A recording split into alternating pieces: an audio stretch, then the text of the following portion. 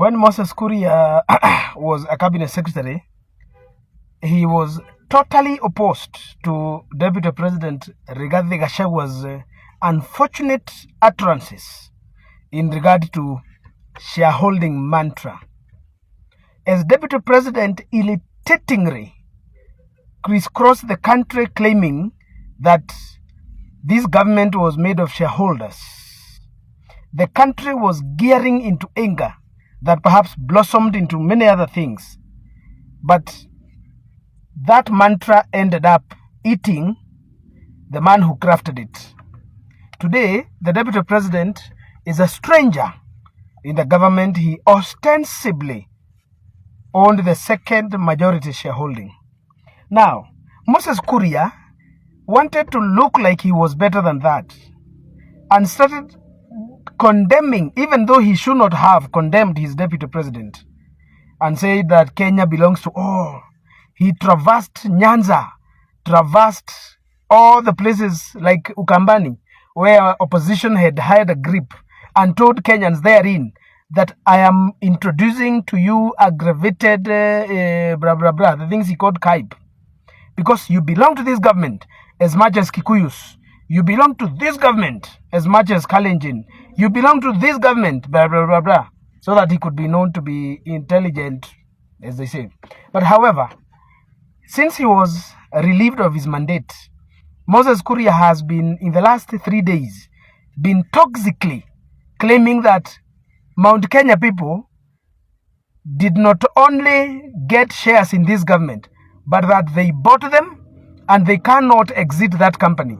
Even if that company would be liquidated, even if the country would be, the company would be insolvent, Kikuyus would not leave.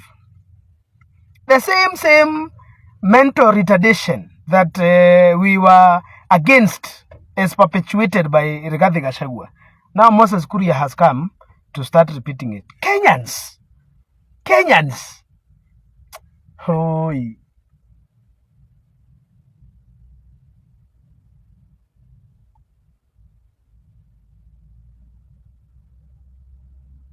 Whoever called politicians by the moniker the animals that goes back to its own puke. I don't want to call them, because they say only a dog goes back to its own vomit.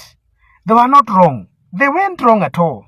These words, shareholding nonsense, government is a shareholder, this nonsense will only do worse to the government of the president.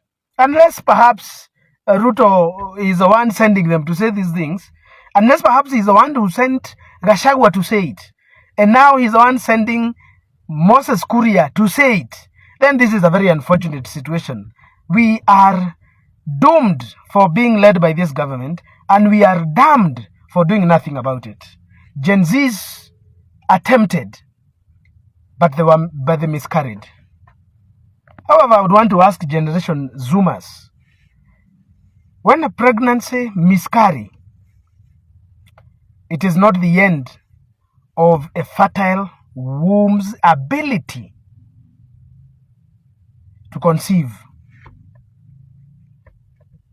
It's upon you it's upon you to hold those words in your own way. But the way you interpret them, necessarily I'm not involved. But Kenyans must see politicians for whom they are. Kenyans must be able to differentiate leaders who are there for transformation or dealers who are there for self-aggrandizement, like Moses Kuria and Rigathi Gachagua.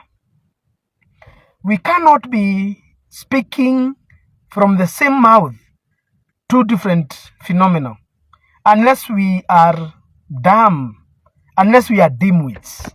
So I am calling upon Kenyans to see through the maneuvers of a populist Moses Kuria, who want to pretend to be now seeing the light inside the darkness that he created.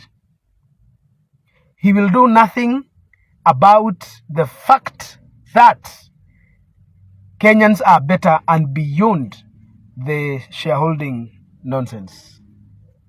Wajinga waliisha, lakini kama mnataka wajinga, you can mess up with university education. Once you mess up with university education, once you make TVET inaccessible, once you destroy the primary school, secondary school, access to majority, and indeed to all born Kenyans, now you can create your population of fools that you can lie to, fools that you can speak and deny in the same mouth at the same time, then you have a way to go. But as long as we are the Kenya we are, as long as the products of Kibaki free education and Uhuru's free day secondary are alive and kicking, you have better people not to lie to.